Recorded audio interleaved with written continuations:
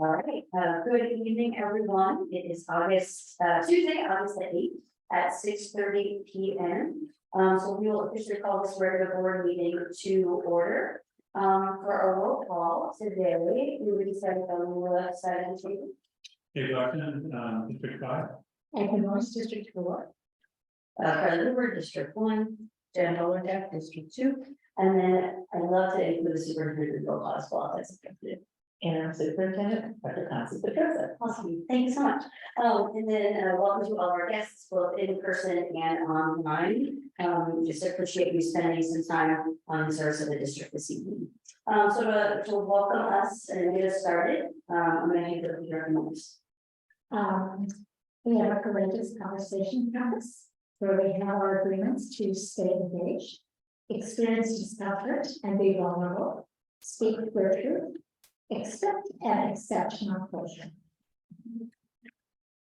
And we in the Tukwila School District acknowledge that the land where we teach, collaborate, learn, and play is a traditional land of the first people of Seattle, the Duwamish and Muckleshoot people past and present. I honor with gratitude the land itself and the Duwamish and Muckleshoot tribes. For the public school district, we have the responsibility for the stewardship of this land, and we strive to work alongside the Duwamish and Muckleshoot people who have been living and working here since time immemorial. We further acknowledge that the burden of environmental exploitation and systemic injustice falls upon the labor of black and brown bodies in the building of this country and its institutions. We remember that black and brown people were born and died working this land against their will for generations. We also acknowledge the continued contribution of the labor of survivors over the centuries to today, and of all immigrant labor, including voluntary, involuntary trafficking, forced and undocumented peoples in the building of what we refer to as the United States. As a school district leadership, we pledge to recognize and work against systems that have historically and currently enforce and create inequities among the people we serve. And for those who would like, I invite you to stand. I pledge allegiance to the flag of the United States of America and to the republic for which it stands, one nation, under God, indivisible, with liberty and justice for all. All right, so we'll move now to approve tonight's agenda. So, Second. all in favor? Aye. Aye. Aye. All right, so that brings us to our first opportunity for public comment this evening. If you are joining us virtually and would like to offer public comment, you can do so by using the raise hand function in Zoom, or simply typing your name in the chat, which will be active momentarily, and then we will get you added to the public comment list. In just a moment for those to find that button or type your name.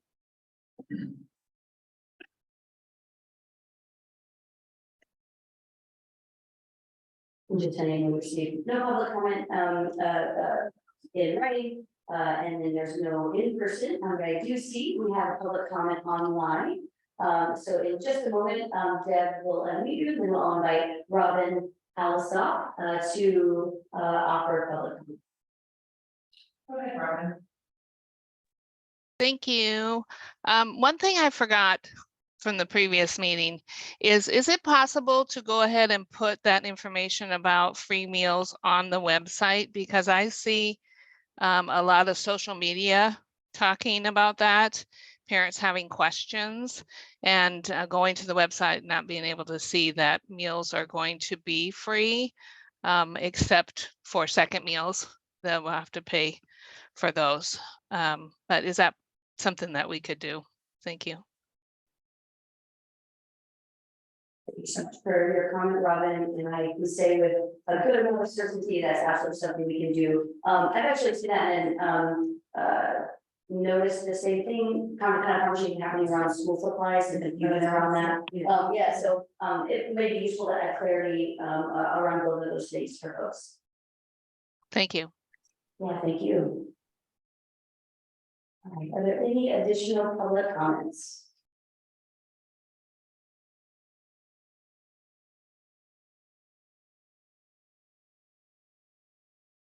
All right, seeing none, then we move on to our reports, section this evening, so I'll begin with our recent equity update. Good evening, everybody. I just wanted to let people know that the planning for, this is staff and educators in our community, that the planning for the Anthony's Summit has been completed and the agenda has been sent to all educators and administrators in the district. We will commence at the end, right before school starts and the kickoff, and you will be joining us that day. It's a welcoming for the day. I just also want to share that I've met in terms of the contract that's coming up for approval. I have met extensively with the Puget Sound DSD to go over each element of the contract, and we have a plan of implementation for each subgroup within the work. When our chief academic officer comes on board, we're going to do some onboarding and making sure that we're all in alignment moving forward.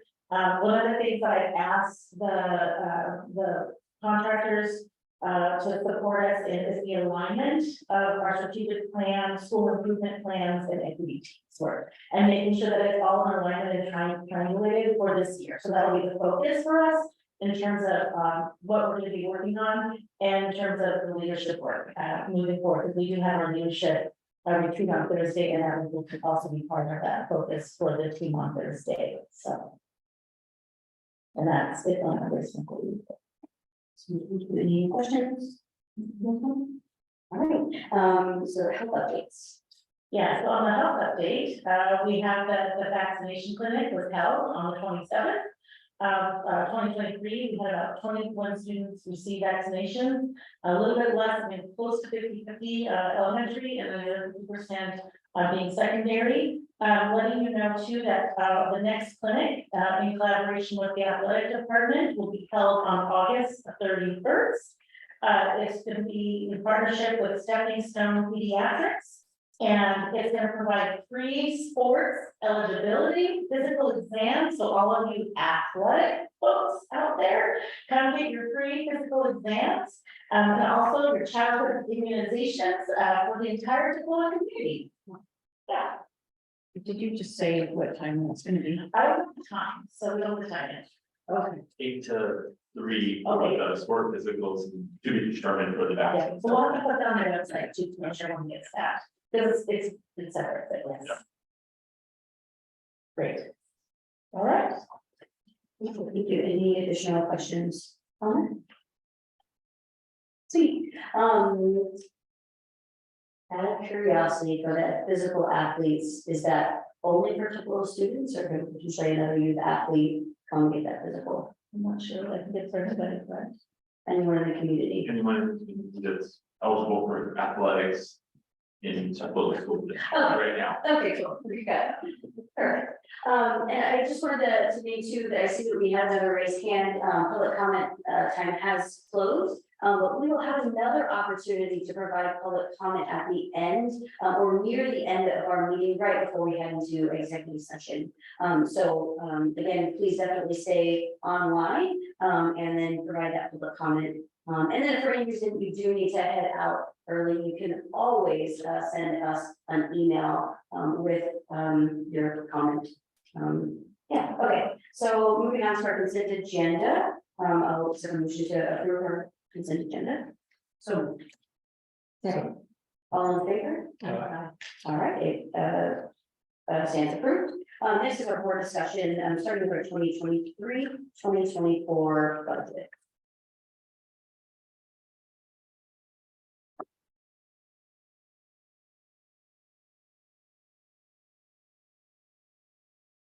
So I think kind of sort of make good versus ready to kind of get us started a little bit is, kind of thinking about the process, the planning process for this budget cycle. Kind of knowing that we have opportunities for, to really look, really critically at our budget and our spending. What were some of the kind of steps that you kind of did to help in that planning process to get to where we are with the budget, and what, if any, kind of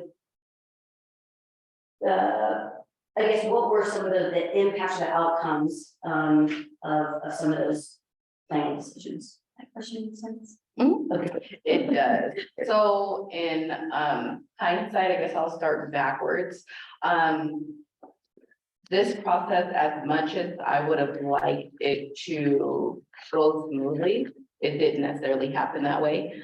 It seemed like in the beginning, it was kind of always kind of chasing the ball, right? Like I even feel like with the launch of the board budget priorities, I felt like we were a couple weeks behind with that, right? And then it just was this domino effect of couple of weeks, additional weeks, and then it's like, oh, school's out, summertime, deadlines, right? And so with that being said, the impact of this budget was pretty much along the lines of not necessarily getting a whole bunch of feedback that I would have liked to get from some of the building administrators, as well as some of the department heads. It kind of went really, really fast. And so it was more of, what did we do this year? What categoricals do we have? What does the personnel look like within the categoricals? Because you have to work backwards. You have to get your staffing done first to see kind of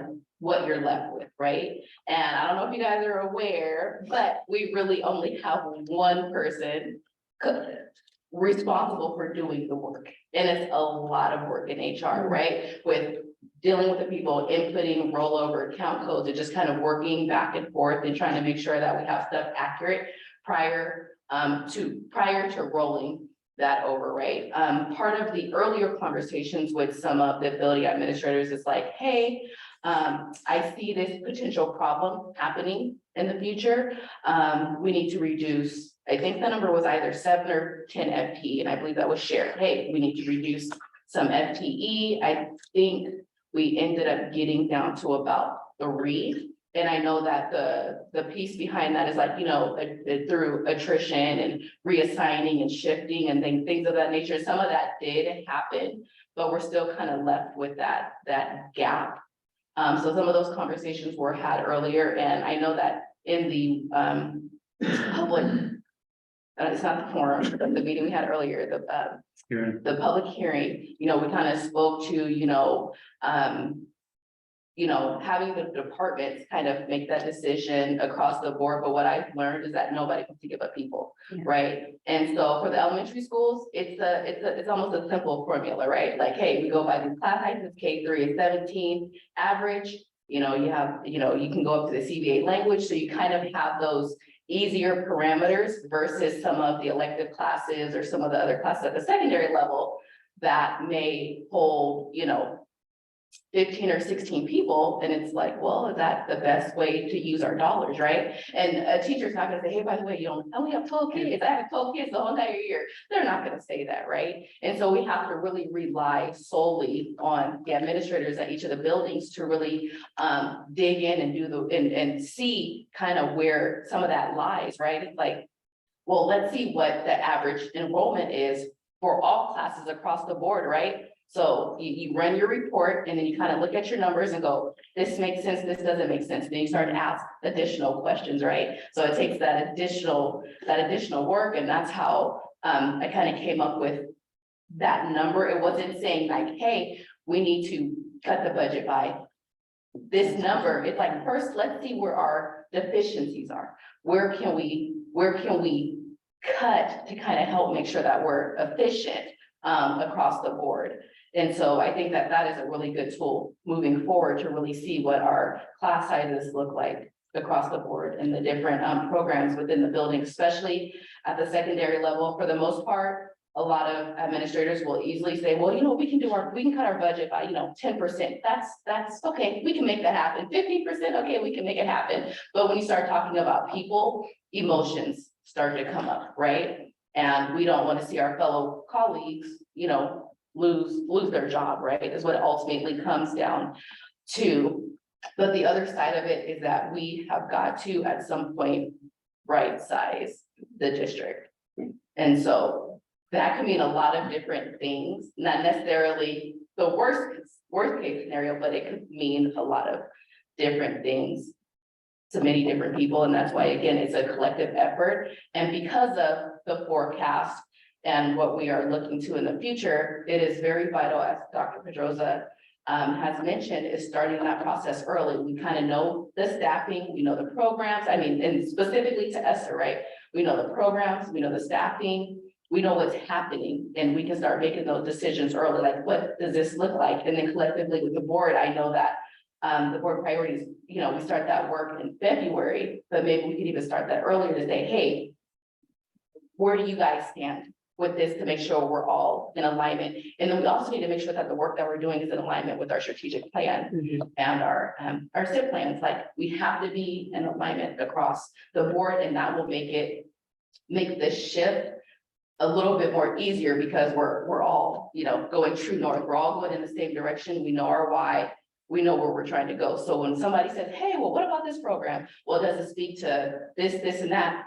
Not really. So at this moment, it's not conducive to the work that we're trying to do. So it just makes that step a little bit more easier. So to answer your question, this year has been very challenging, because I just feel like just kind of chasing the ball, and I've, you know, shared that with my colleagues. And so I think it's just starting the process a lot earlier and getting all stakeholders available at the earliest level to make sure that we leave room for, you know, vacations or oops, or whatever the case may be. Anything that may come up, we've already started and we're ahead of the game, and we can allow for some of those contingencies that we weren't ready for. So I hope I answered your She question. did, yes, thank you, Steve. So, got a whole bunch of things. Let's hear. So the big one I'm gonna start with is so this budget when you propose this draft and we're talking about it is that I'm interested is the 1% fund balance. And you know, for a number of reasons, first, of course, is that we have a board policy that says we want to be at 6. You know, that policy does talk about, you know, we can lower that if the work is necessary, but you know, so that's number one. Number two is this would be, you know, if we did this would be like the second year in a row we have 1% fund balance, which that's gonna, I think, pretty much destroy our bond rating. I mean, we lowered our bond rating, or not we, the rating agencies lowered our bond rating a few years ago quite a bit. And if we continue on this line, that's pretty much guaranteed to be even lower. And you know, the question becomes, okay, so why does that matter?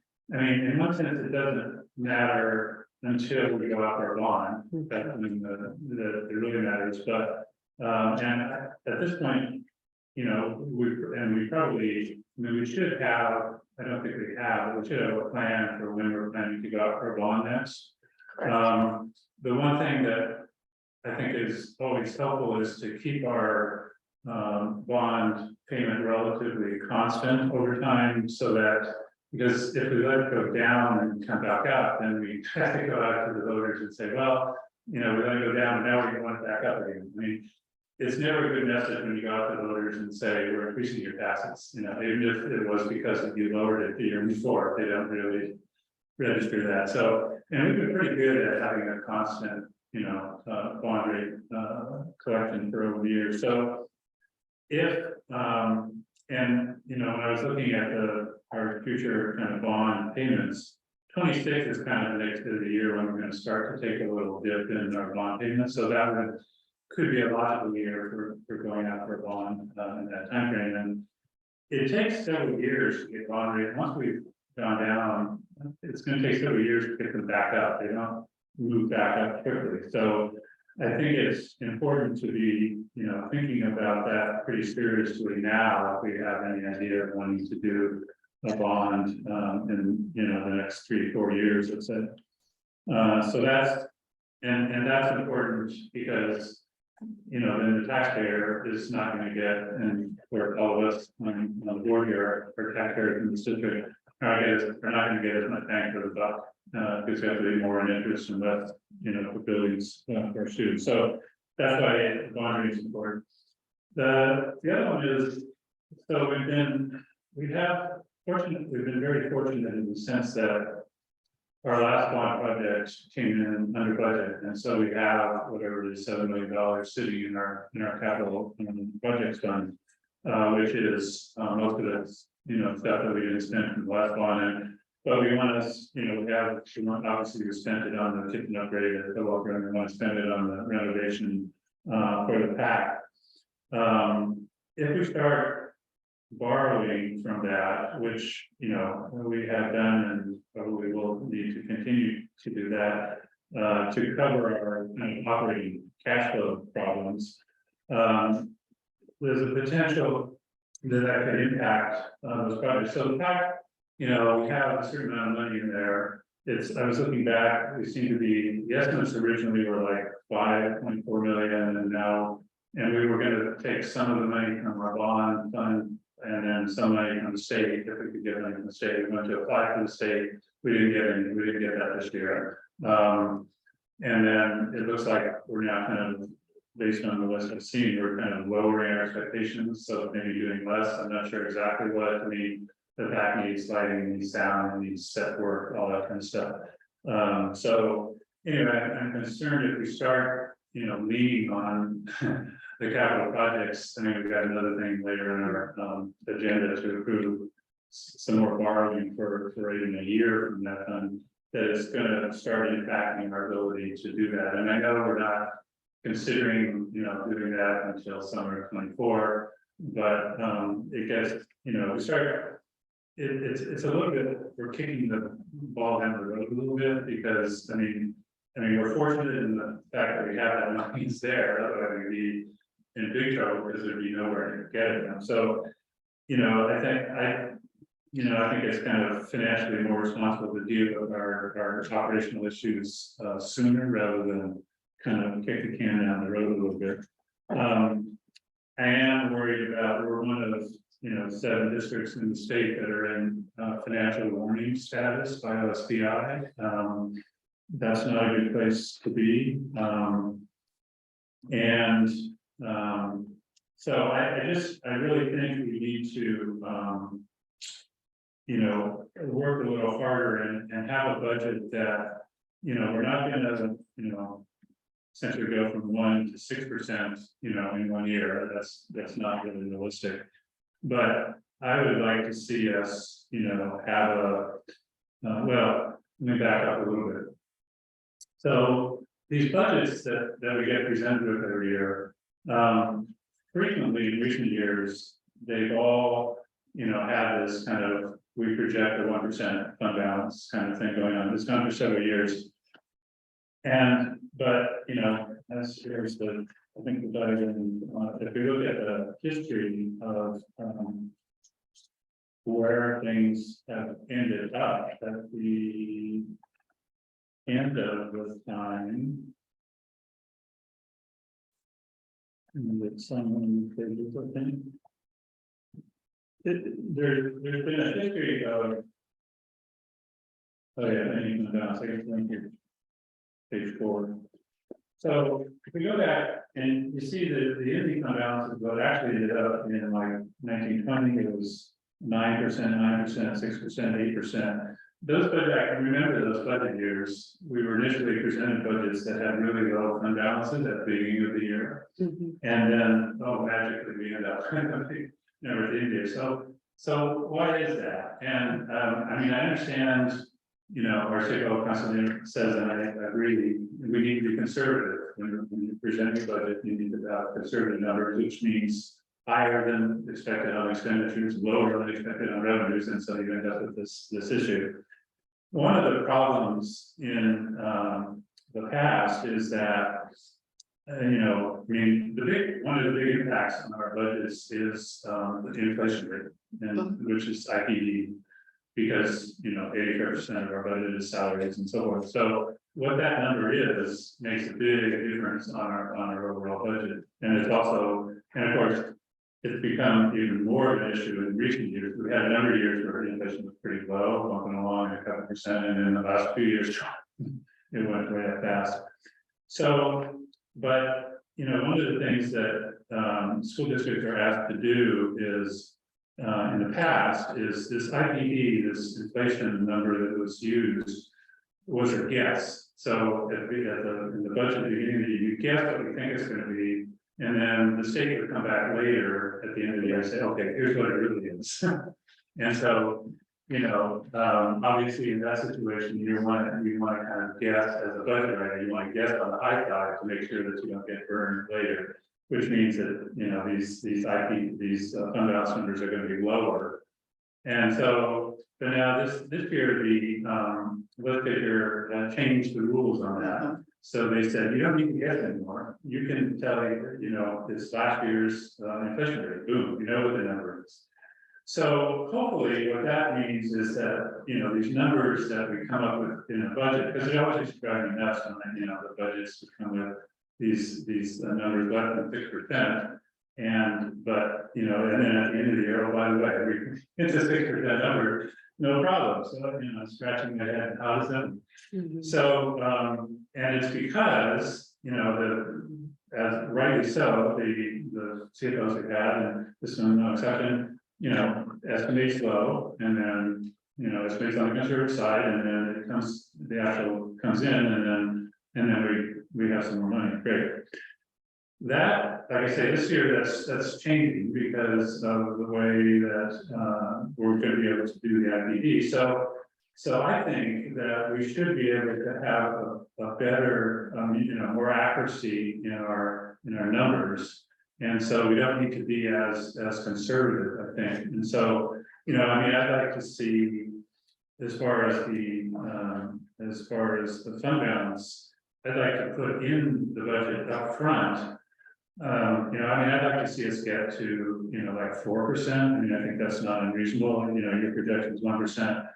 I'd like to see us get to 4%, and then, you talk about, that we're gonna work on this during the course of the year, and that's great. But the budget, we're kind of putting numbers in there that we want to commit a little stronger commitment to.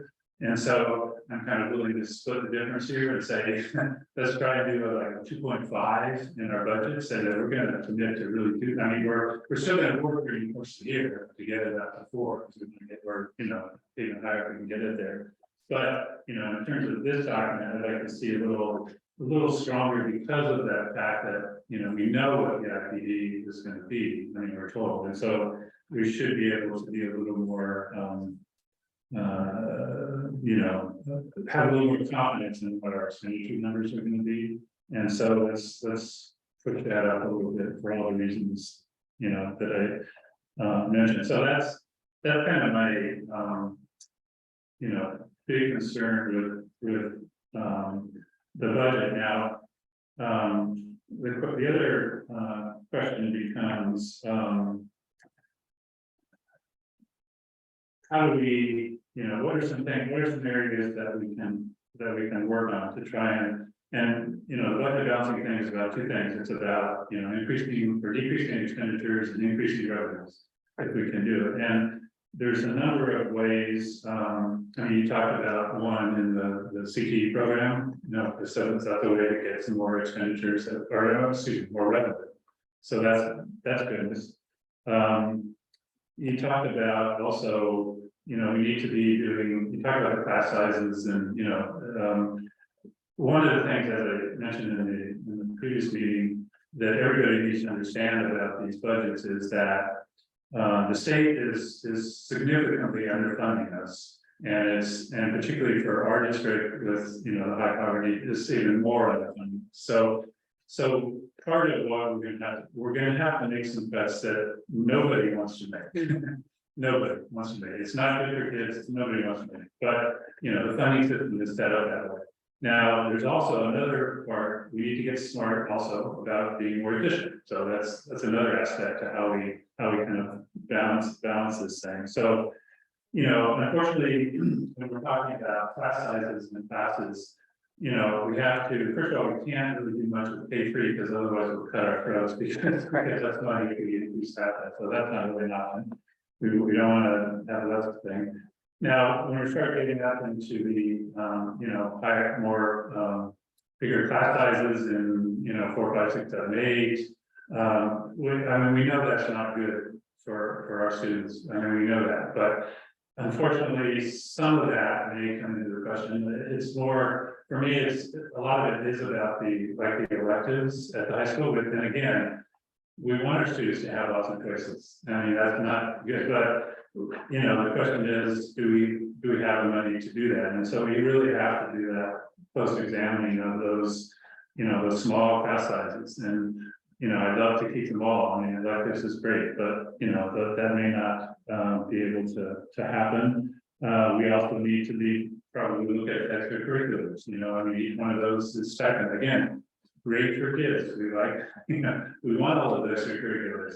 But the question is, you know, can we afford to, because each one of them requires some stipends for the people who teach it, so, or to supervise it, so can we afford all of them? The other huge area that is looking at it, and I guess we got, thank you for the number, the first time that I've seen this number. So we spent about $900,000 last year in professional development.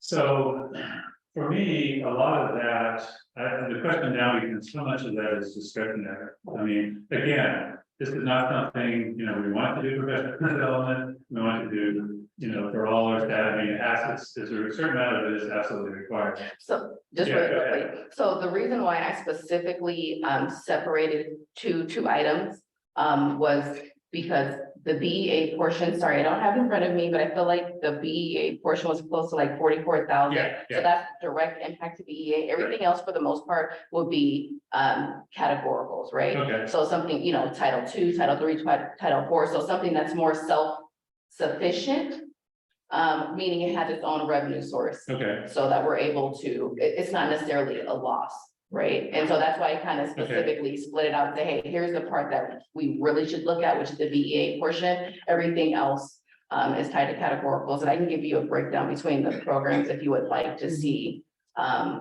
where those other pieces are coming from. okay, so yeah, that does make a difference. I guess we could, yeah, you'd have to go into the details of which categorical are we talking about, and Yeah, is because it- I specifically ran it that way, so when I saw the Yeah. number, I was like, well, I wonder how much of this is BEA, and, you know, because again, if it was flipped and we said, hey, you know, 700,000 is Yeah. BEA, oh, we have a problem, we need to, Right. excuse me, not that we have a problem, No. I'm all about professional Yeah, development, right. but hey, we need to see what this That's a consists lot of. of money for. There, right, let's see what this consists I'm of, all right? about too, yeah. yeah, I I can give guess, that to you. you know, since we're on professional development, and I don't know, I guess I don't know where, so we have, of course, tonight, this 160,000 for race and equity training. Is that the source of that?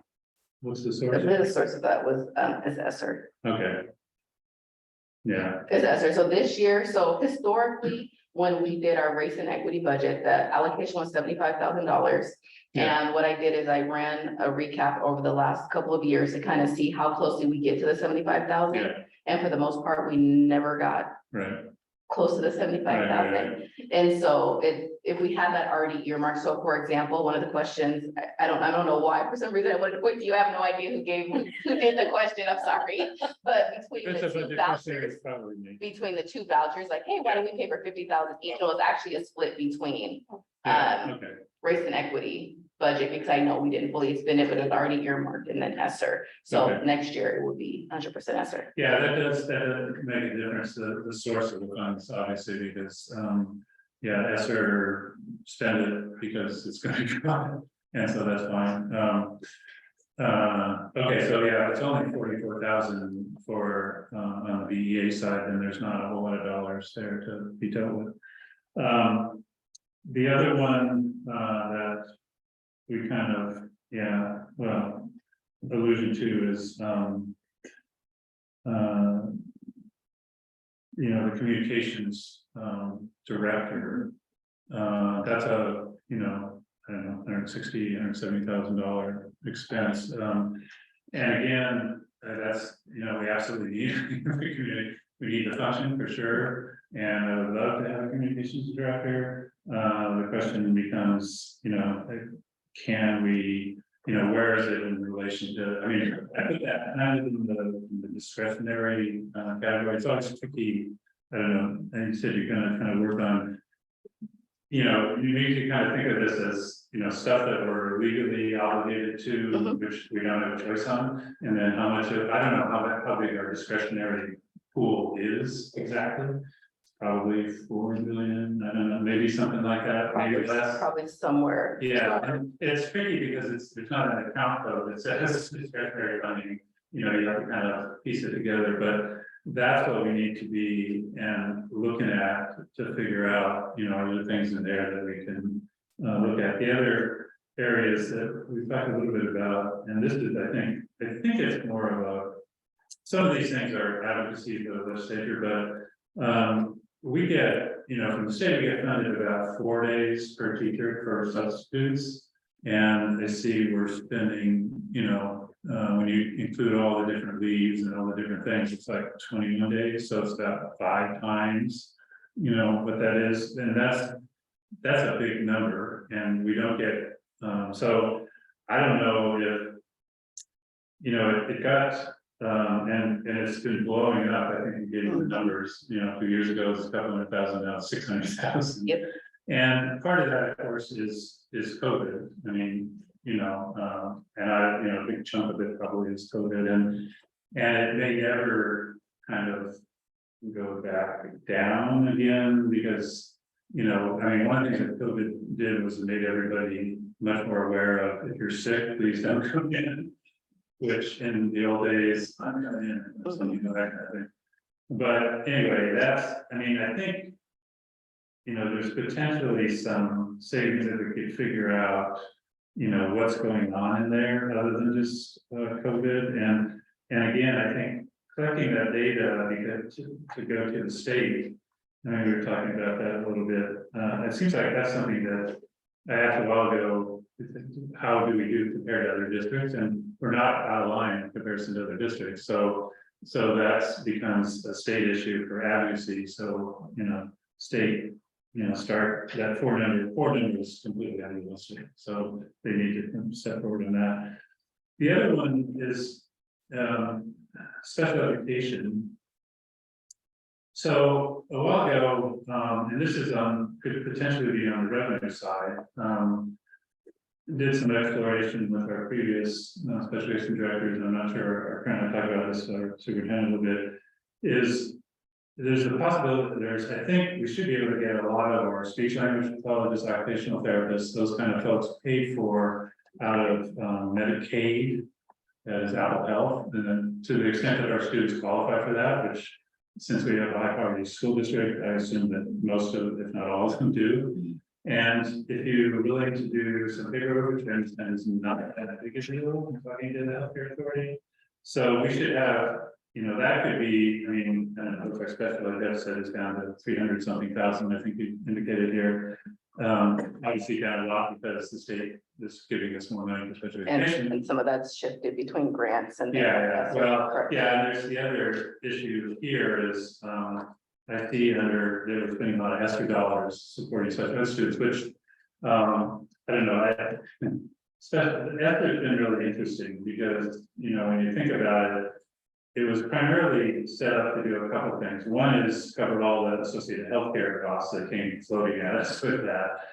But it was also there to try and support students, particularly students that got hit the worst by the remote learning, which was clearly special education, you know, and a lot of students that were struggling with academics and so forth. And so, you know, we spent a lot of it on that. We hired a lot of extra support staff, social, you know, counselors, social workers, special ed paras, you know, all that kind of stuff. And the concept was, okay, well, you know, we'll give ESSER for 2 or 3 years, and now everybody will be taught. Right. Well, not really. And also, you know, we had a lot of students that were behind before COVID. So, you know, I mean, so we're, you know, gonna be hit with, I think you said now it's up to 23 staff. I mean, at the end of the, after it runs out at the end of this next school year, it's gonna be this massive people that just disappear because ESSER goes away. And so, I mean, we absolutely need to spend that money, use it, you know, for as long as we possibly can to help those students. But, you know, we're gonna have a problem after that. So Anyway, those are just, I guess, some ideas. I mean, for us, the board, I think we need to seriously consider, we're talking about doing a superintendent search, we need to seriously consider, do we want to go the usual, whatever, 25,000 for the whole, thing? So that's something we can, think about too, and how we contribute to this,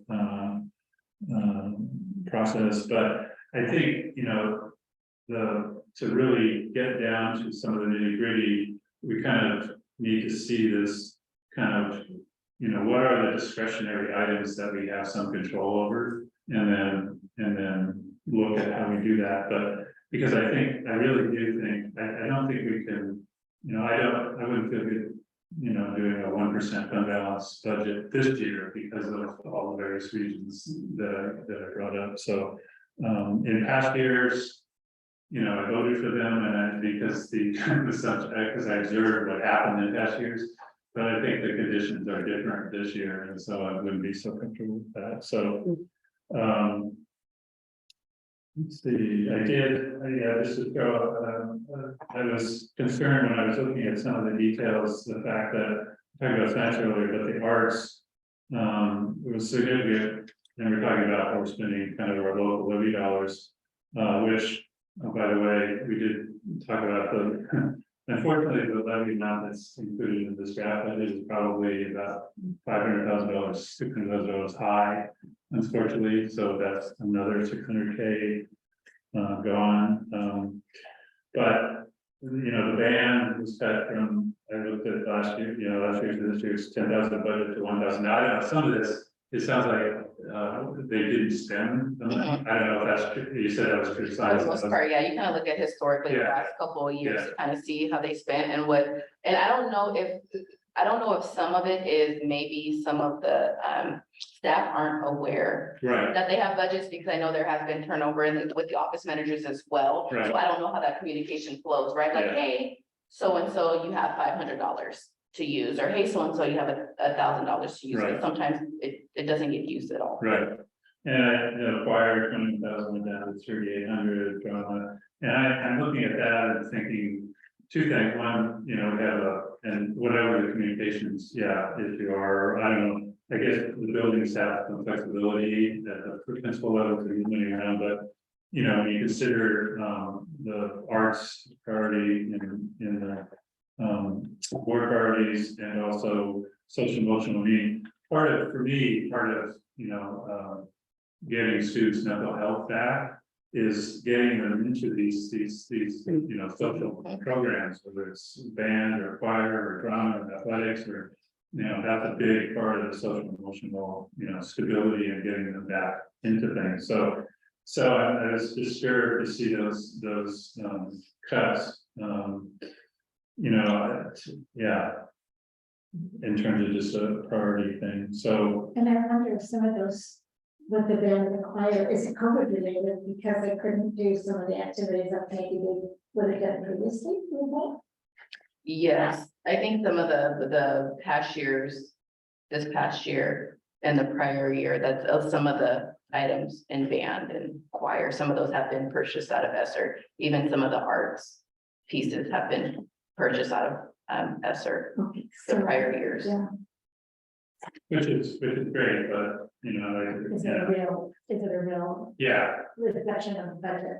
So I think one of the things this brings up to me is, I've talked a little bit before about, ways in which we can really lean into community organizations, community partners that are doing really great work, right? So, I agree 100% that like the arts is the very last thing that I would ever like to cut, right?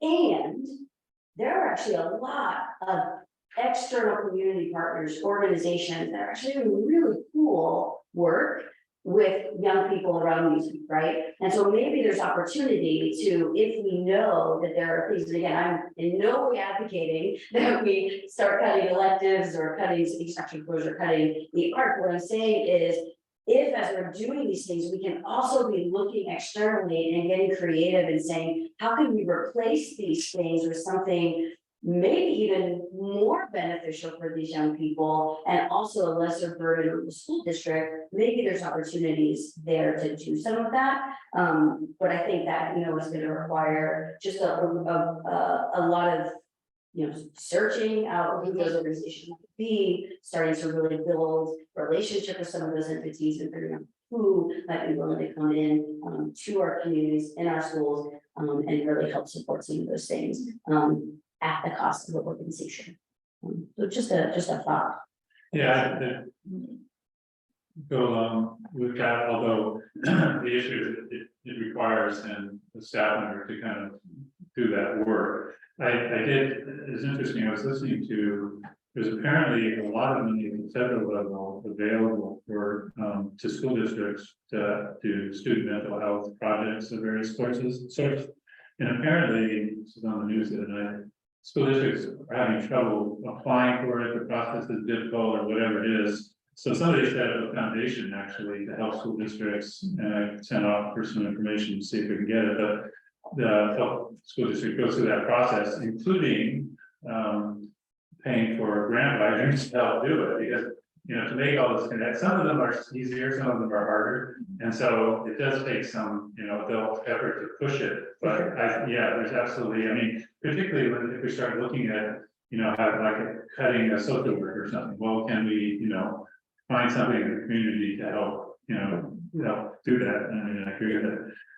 The other area I wanted to talk about too was insurance. So you mentioned that our insurance, Yes. and it sounds to me like, so that's our risk pool we work with, and sounds like our insurance rate went up significantly higher than the average rate, and which makes me wonder about, because I know, it was a year and a half ago, we had a break-in at Foster High School in the room that has some of the most expensive equipment we have. And there was the notifications weren't handled quite right. Right. And I noticed now that same room got broken in again. And so my question is, if our insurance rate up 33% and the average is 18, how much of that is on us to figure out what the heck is, why, do we have our procedures in place so that, because obviously, somebody knows where the expensive equipment is up there, and we need to make sure that we've got appropriate security measures because, insurance, it's like, your car insurance, if you start making too many claims on it and expensive claims, then so that's another area to kind of look at to see if we got, and I know the risk pool, they're happy to come out and give us ideas about, okay, how are your security procedures, are they adequate or not? And because if we can set up some things and then get that coming down, I mean, some of it is tied to the increase of, suing for things that happened 20 years ago, all that kind of stuff. And we can't go with that, but to the degree that we can look at ourselves, that's the other thing, so. I'd also like to comment on the communication aspect. We really struggled when we did not have a communication person. And that was one of the biggest complaints from community staff. It really affected morale, I think. And so just the thought of losing that contacts. No, absolutely. It's one of those domino effects, right? Because the work still needs to be done. And again, working in a small district, wear many hats. And when you wear many hats, you cannot do everything 100%, right? 100% is the top number, right? So that's 25, 25, 25, or 20, 15, 19, 35, you know what I mean? And so it is that domino effect. So no, absolutely. I hear what you're saying. There's been a shift in attitude about the communications and what's going on, and people feel informed. That's so vital.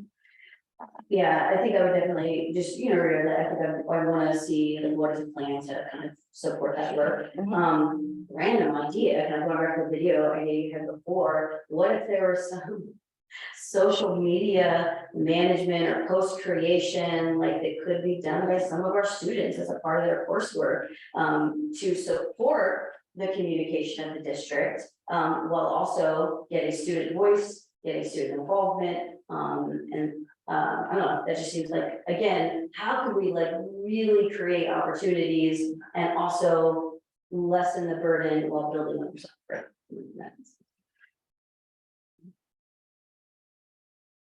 Okay, I just want to acknowledge too that we've been talking about the budget, the particular item for really about an hour at this point, with the hearing and with this. Not that I want to necessarily cut the discussion short by any means, but I just kind of wanted to check in, with folks on, you know, where we're at.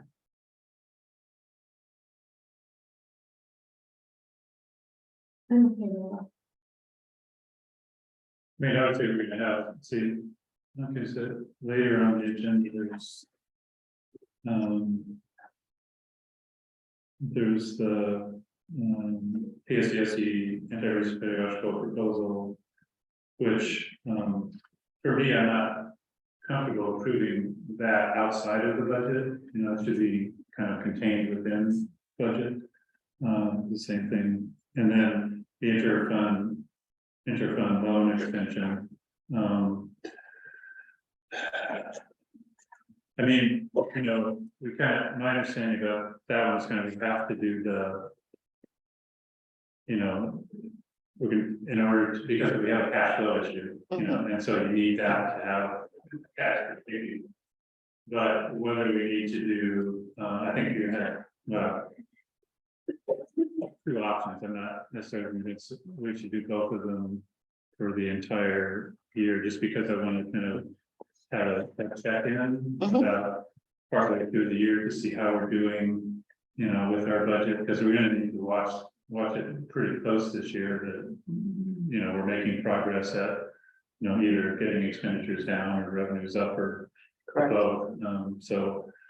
Can I suggest something for that? Sure. I think then, in looking at the school board priorities, making sure that that's incorporated in that, and that maybe we do some work sessions along the way to continue to educate all of us along the way. So I think it doesn't mean we have to have, so I'll just share that one of the things that we talked about with the team is, like we mentioned earlier, going through a process and having staff review and analyze budgets, right, centering budget priorities, using equity analysis to make sure we're centering students and plan engagement, prioritize the areas of flexible spending, which was all mentioned here. And this means, you know, we're not for the community, that means what's not grant funded, you know, what's not federal, state, district policy, what are not in our contract agreements, but what are all those flexible pieces? And then identify some recommendations, not just 1 year, but 3 years out. Like, what are those recommendations? Yeah, I don't think we can do that all quickly within the next month or two, but I think it would be beneficial to all of us to maybe set some work sessions intermittently throughout the year, at least maybe 2, one in the middle, to get us prepared, and so that when we're getting towards spring, and then we can provide recommendations and move forward. That's just my thinking around some of the work, because I can imagine with us as a team working for 3 months diligently on some of these, we'll come up with some things that we can start sharing with the community and all of you, and then go back, you know, get some feedback, go back, do another 3 months of a cycle, and I think we can plan that out. And that's would be my recommendation, so that this is part of an ongoing process for the whole year, instead of just a one time, we talk about it, and then at the end of the year, right, spring, we do it again, and it's like, oh no, right? So I just think we have an iterative process. I think it'll help educate the community, it'll help fully get teachers and educators and all of our staff to an awareness about what's actually happening. And then we can just continue to do a feedback loop throughout the whole cycle. Thank you. Yeah, I think, yeah, sorry. No, I was just gonna say that sounds very productive and reasonable. Yeah, and I think that sounds really similar to, I think, you know, what I was really kind of hoping that would happen kind of at the beginning of this year. And I think for all of the reasons that you mentioned, it just did, right? I guess things just kind of moved and there was a lot happening. But yeah, so I think it's a really great approach. I think that would be really fruitful for not only the board, but the community, and just for transparency. I do have a question, Nicholas, for you around, I'm a little bit confused as to like what's different about the anti-racist work contract that's different from other contracts that we approve outside of the budget, if we know where the budget, like it's. Yeah, I guess, I mentioned that one, but if you tell me it's ESSER dollars, then I guess I'm not as concerned about that one anymore. Okay, Yeah, I just didn't understand the source of that one. okay, Yeah, it's, I guess anytime we're talking about, something that's our BEA funded or that kind of stuff, where that's where our budget problems is, Yeah. not in the ESSER dollars, so, Okay. yeah, that should have probably said that. okay, Yeah, I think the idea of having reviews, also tying it to somehow tying the ideas to dollars, because I mean, we gotta find like $1 million, by my calculation, something like $1.5 million to get to a 4% fund balance, something like that. And so, as we're coming up with ideas, like this, having, Medicaid pay for some of ours, if that develops, I know I brought that up a while ago and the previous CEO started to look at it, but they never really got anywhere. So, we're actually making some progress on that to the tune of, a few hundred thousand, whatever it is. It'd be nice to trace the dollars that as these ideas come up, how are we getting toward our dollar goal as well. But yeah, I think, definitely having a continuous conversation about that is really good, because I get nervous, particularly now, if we don't, if we get to the end of the year, oh, I'm sorry, we're underwater again. mhm. Okay, all right, thank you so much. All right, so our next item is the board discussion on the board calendar. So this was something that was presented, we presented 2 drafts last time. One was consistent with our kind of regular cadence of meetings now, and then this one, we decided on this one. So what is different about this calendar is that we no longer have 2 regular school board meetings per month. Instead, what we have done is we will have 1 regular school board meeting per month and then a work session. What was really important, I think, to a lot of us is having that work session at a time that really makes sense for the folks that are engaging in that work session. And so most of the folks in this admin building, as well as, other folks from the schools that may be engaging in that work. And, we'll also reiterate, I recognize that is in the middle of other people's workday perhaps. But all of those meetings, all those work sessions will always be recorded. And we will continue to invite folks to listen in on those and then offer feedback. So we built those into the workday. And then we are also leaving open a possibility that if we needed to add an additional board meeting, for instance, on any of those board work session evenings, we would do so. If for any reason we needed to squeeze in some business that we weren't able to fit, or it was more timely than the following board meeting. So this is kind of where we landed. And then, is there anything else you wanted to add? Dr. Bertolli? No, I just think that one of the pieces that I'm sort of excited about is thinking about using those, all the priorities that I mentioned before, but aligning that into those board work sessions. And then one of the things that I think we should be thinking about is backwards mapping from what are, for example, I would say what gets approved in January, right? So how much time do we need to maybe pull something an item back maybe in March or February to give people enough time to absorb. I think just people need to hear certain things over and over again, like the budget's pretty complex. Other things not so complex, right? So we can probably tighten that up and be a little bit closer to some of those things. And just sort of having everyone's eyes on that would be my suggestion, because I think the really complex items we really want to inform the community and our families in a really meaningful way.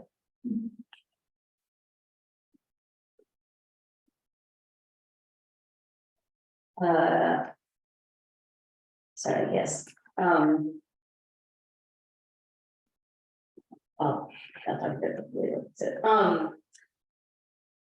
So would that be the kind of the next step after we approve this calendar, is kind of you, myself and Deborah working together to, and the team, of course, to do that effort. Okay. I hope that we accept this now. That'll be later, but okay, any other, questions, comments, adjustments that we might want to make before it does go to approval later on action items? That's my only concern is, are these Saturday meetings on special weekends? Saturday meetings. So Saturday, May 4th, that's gonna be the first Saturday, so it's moved from the second Saturday to the first Saturday. Which means hopefully not, or May 4th, that's my birthday again. Doing something else? Yeah, my birthday. Wow. Okay, we'll just take it versus this. That's right. Yeah, okay, great. Well, then, that's exciting. I think I'm really hopeful about the potential for this calendar, and I think it's just, it's a possibility, but give it a try, and then we can have the opportunity to adjust it if we need to. So, cool, all right. We'll move then to our questions only presentation. Just kind of going in order. I guess just to reiterate, this is something that hasn't really been stated in a while.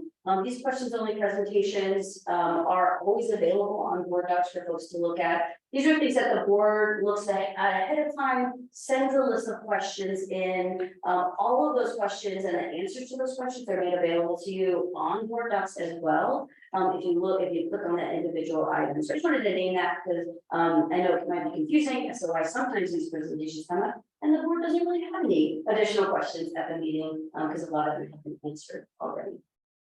With that, Foster Senior Report, any additional questions here?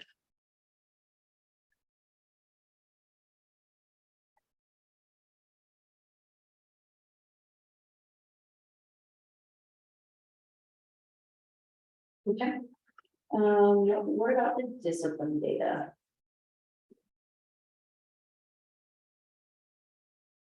I guess my only comment would be that we've still got some room to improve. When we see the reporting that's probably not complete. And then the breakdown of whatever is a category that inappropriate behavior. Yeah, so I think there's still some work to do on this, as well as work to do on discipline in general. But on this collection of data. Yeah, I guess the comment I make on a lot of the data reports is that, so data is presented to us and then there's nothing really, so it's kind of like, so what? What are we doing with it? And I really would like to have some preferably at the same time, and I've said a few times that, if you want to delay giving us the data a little bit so that you can think about, what's the actions that are being done, that's fine, because I like to see the, because we tend not to see the second part, we see data, but not. And so, looking at this, as Dr. Wolodak has indicated, obviously there's some reporting issues, some places are reporting on more than others. But it's also the kind of the same thing that we've seen for a while, in terms of black students disproportionately and special education students disproportionately, and so what's happening, or what do we want to do to kind of address those issues. So If we did this at a work session, yeah, could we have the principals or some of the representatives that are entering this data come, and once the data is presented, just have that conversation about what does it say to us, what are we going to do differently? yeah, that'd be really good. And I think it'd also be great to bring in one of our partners that is working with us on that. One of the things we've talked about in analyzing the data is actually thinking about calibration. For example, so what does it actually mean inappropriate, what does that actually mean? And really making sure that there's common language, common consistency around that. And I think looking at the data, that's the first question we're asking ourselves, right? So what do we need to do? And that was the question we met with the partners to talk about, because they're doing leading professional learning with all of the elementary schools in the fall. So that was the thing that we took the data piece just to share, is that that's one of the pieces they're gonna be working on with those teams, right? So making sure that there's some calibration around language, my understanding, because like there's the term respect, disrespect, you know, and I interviewed all of you about what that meant, it would look very different, and so just doing some of that work and then supporting the continuation of the plan. The other thing I'll share is that when we come back in a couple of weeks with the revised strategic plan, at least you'll see some alignment in that work, and then when you look at the school improvement plans, hopefully you'll see what are some of the things that they'll be doing around that. So that's to come, where there'll be places to see some of those things. So just sharing that, that there's future planning around that, but we are having current discussions around the data right now. And in the planning for professional learning with staff. And signature Jeff, he's there, if he wants to add anything. Jeff, do you want to add anything? Yeah, I believe that you're spot on with the calibration piece. If we get everyone together, the data will be more consistent. And then it has improved quite a bit over time. And I think we just need a little bit more time to really nail it down. As far as what to do with the data and action steps, I think it's also a good strategy to look at the SIP plans and the strategic plan when those are done. And again, we're actually attaching data to the plan so we can monitor its implementation and its effectiveness with addressing the goals that we've established.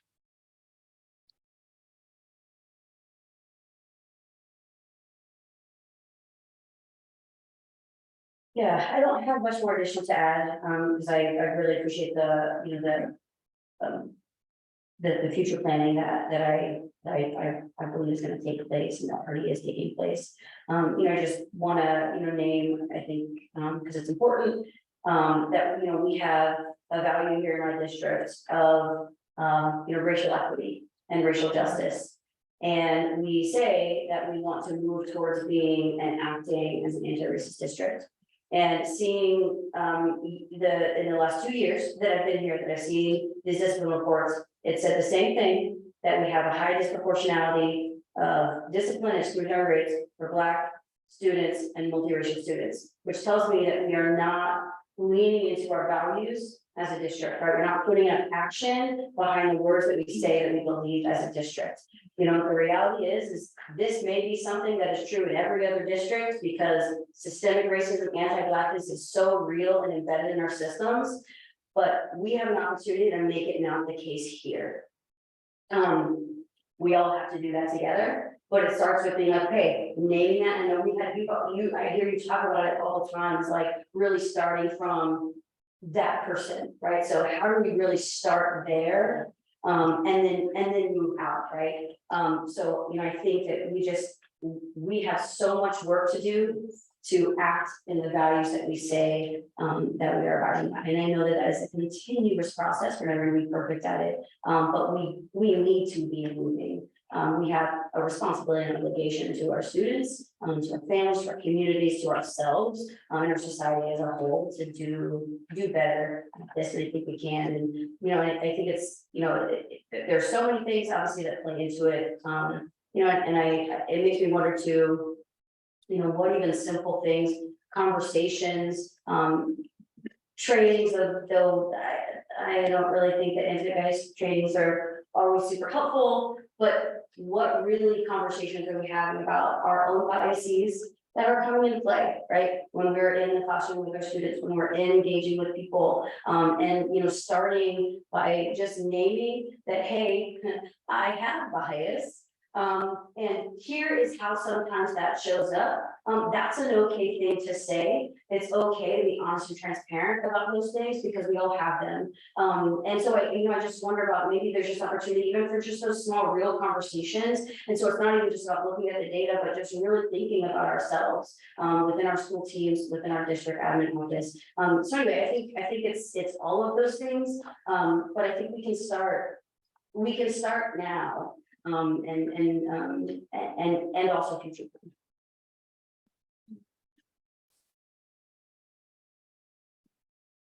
All right, any other additional questions, thoughts, comments on the CE student, parent, staff survey data? I think I'm excited about getting the full, data set. I think I mentioned to you that one of my favorite work sessions was like a 3-hour work session that we all had, and we just sat around a table and just like talked about stuff. It was around the CEE data, and I think, you know, it doesn't necessarily just need to be the CEE data, but I think that was just an example of ways that we can just all come to the table and have some really dope conversation. And so like, I want to do that, so I'm excited about getting that full report, and I would love to make that a work session again, to really kind of dive into, some of those things. And I would be interested in coming into that conversation with the question of what questions aren't being asked, what's missing. And if we go back to the discipline data, we're looking at race, we're not looking at gender, or a lot of other things that could be recorded in the discipline. So what are the things that aren't being asked that maybe we need to know more about with our students? Actually, they do have gender. and Well, also- not gender, I mean, gender identity, Oh, gender, yeah, okay. sorry. That still doesn't belong.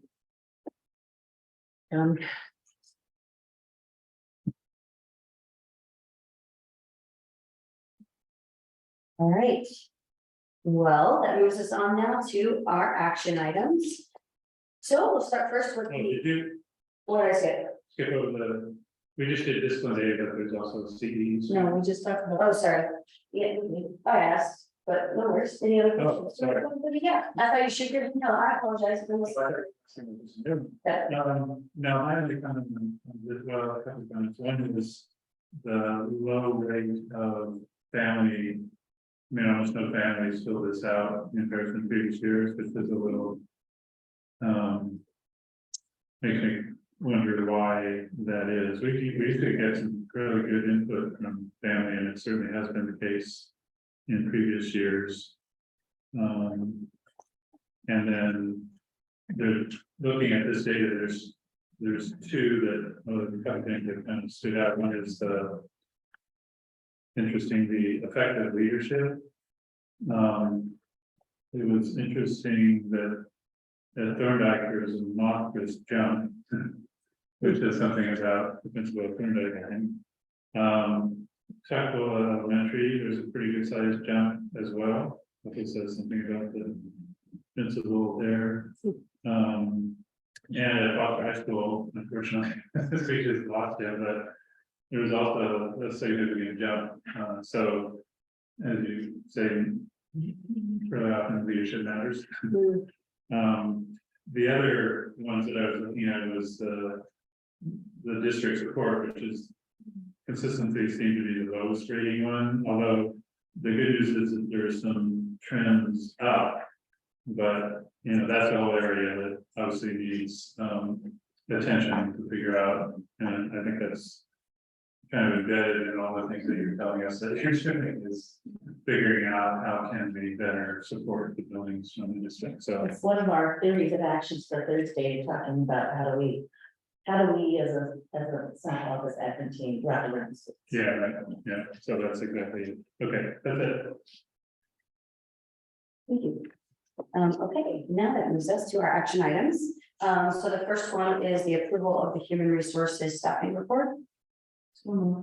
Second, Any questions, comments? Good, all in favor of approval? Aye. All right, next is the approval of the 2023-2024 principal agreement. so moved. Second.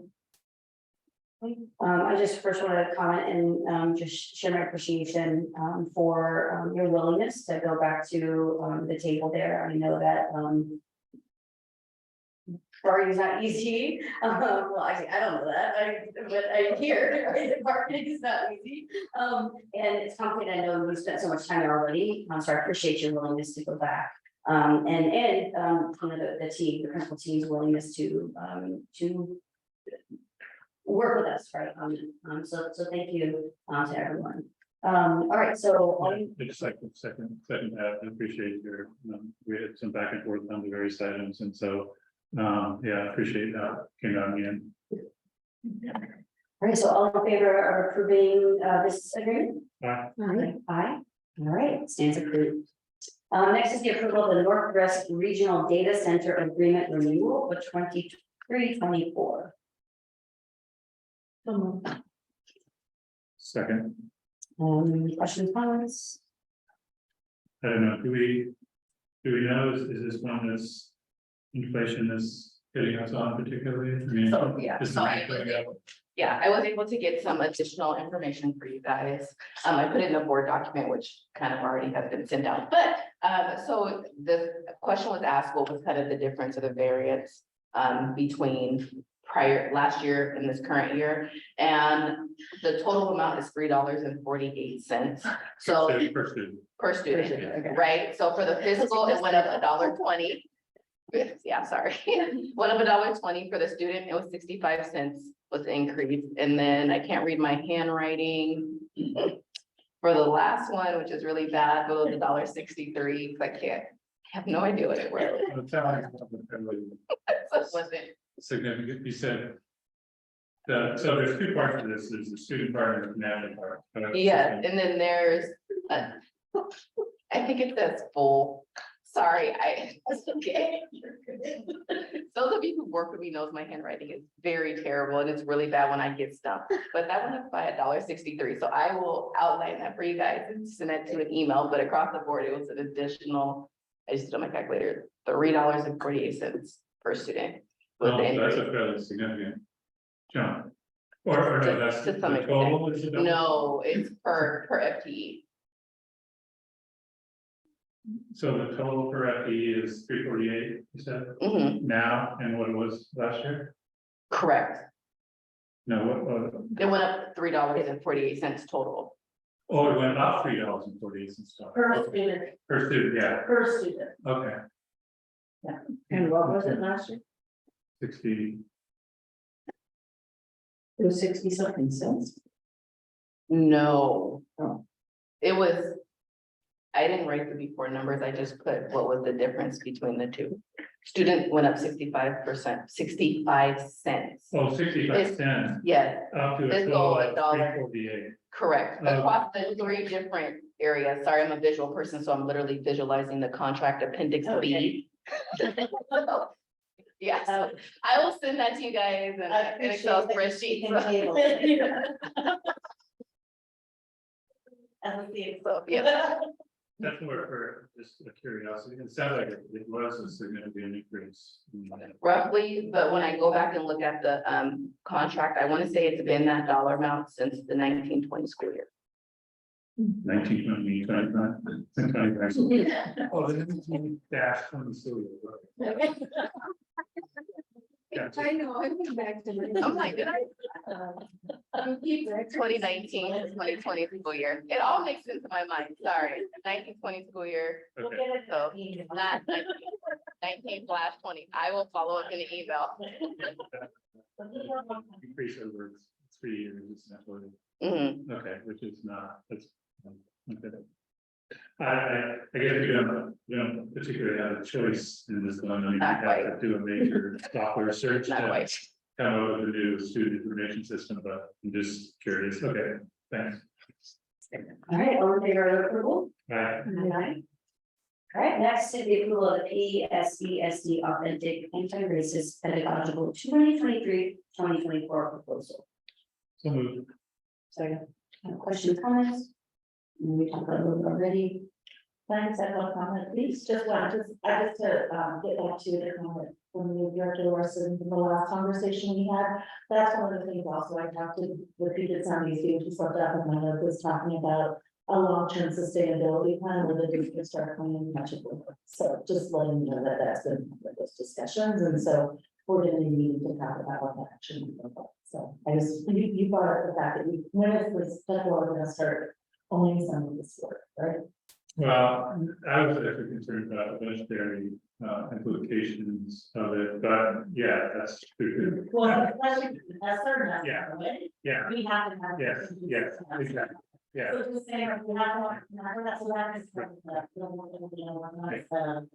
A strategy to think about how we do, I'm not saying that we don't continue to work with them, but that we actually start taking on some of them more in terms of delivery or Yeah, some of the components, so. yeah, we have to do exactly what $SE, I mean, that's what I said for quite a while. The great $SE is to set us up for owning. And that's possible, yeah. So I just want to let them know. Yeah, that we- great. do that. Thanks. All right, all in favor of approval? Bye. Aye. All right, so approved. Next is the approval of the board calendar for the 23-24 year. So Second. all in favor? Aye. And then next is the approval of the interphone loan extension. So moved. Second. Questions, comments? Yeah, so there's. I guess we're. Two options. And I assume that. To keep the cash flow viable, we need to extend one of them. For sure, is that, Yeah, that would be my recommendation. I just put them both out there Yeah, because within the sure. resolution, it does allow 12 months. oh, that's. You know, from the, Yeah, within the resolution, it allows 12 months with any interfund loan. And so I was just letting you know that that is an option to exercise that if we wanted to go 12 months for both of them. Ideally, I don't like to sit on debt, but I do know the reality of it. So if it was my suggestion, I would do pay the $800,000 in plus interest by, August 31st, and then extend the other one this year. this year, yeah. And then pay the other one. I think would be due in February. I think Okay. when we took that out, February of 2024. But again, you Okay. do have the option to pay one February 2024, then the other one July of 2024.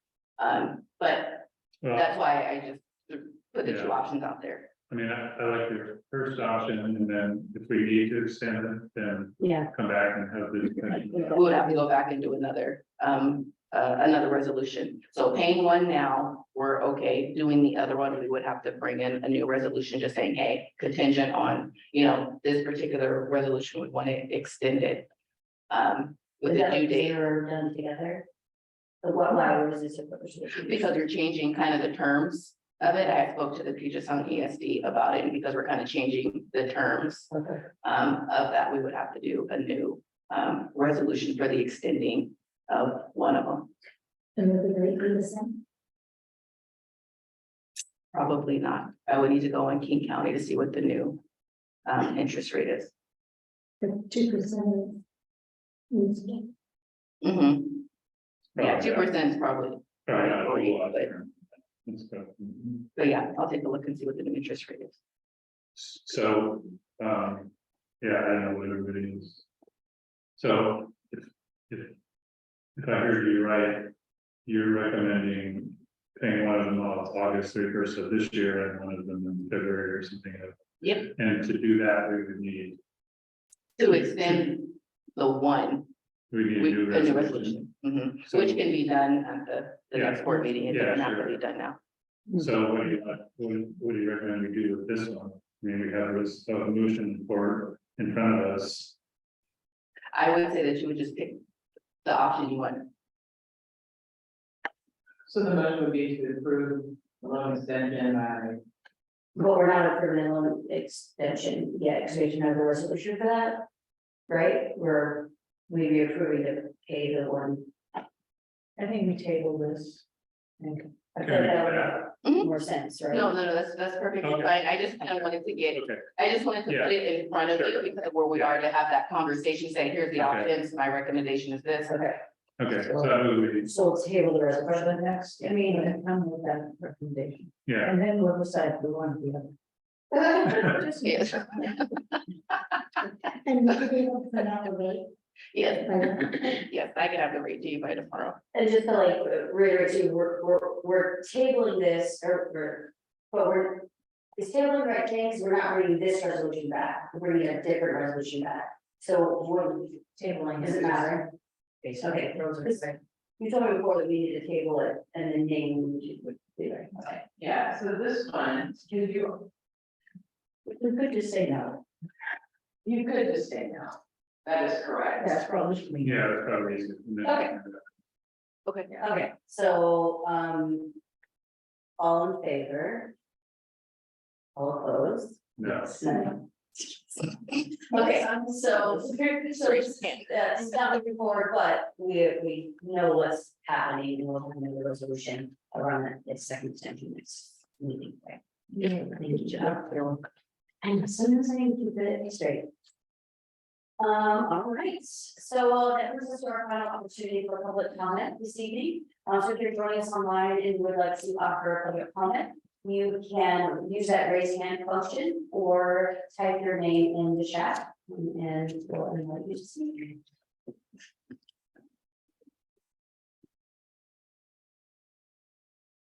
Let's see the individual from earlier.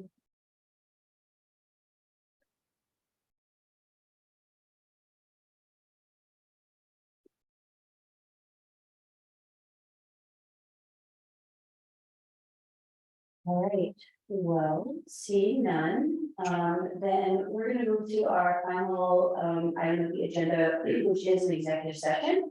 To review the performance of a public employee, RCW 42.30.110G. So we will, any thoughts on how long we might need on this? I think maybe 30 minutes. I don't know what it is, so, well. Yeah, okay, 30 minutes, we'll do 30 minutes, so we're gonna take a very brief recess to get us to 8. And then we will come back from our executive session at 8:30. Okay. So then, so starting at 8, coming out of the. So far, it's not good. There. Thank you.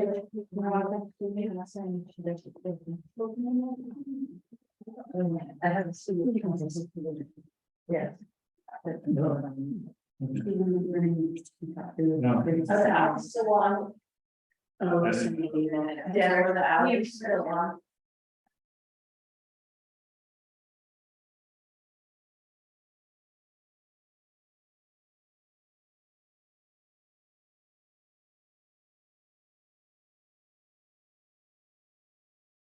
Wanted.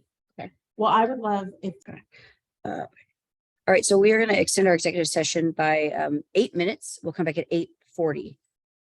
Second.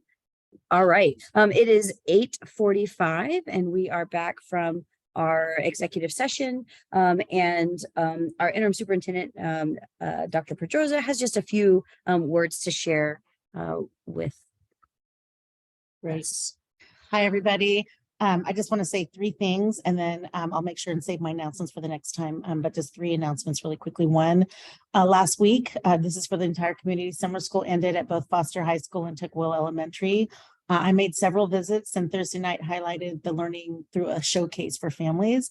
And we had well over 60 families attending to both schools. So that was really, thank you for the families who came and the ones we saw, and several of the directors were there as well. So that was great. The students really showed pride in their learning and work over the summer. And I just want to really sincerely thank the staff who made this experience so meaningful for families and the students.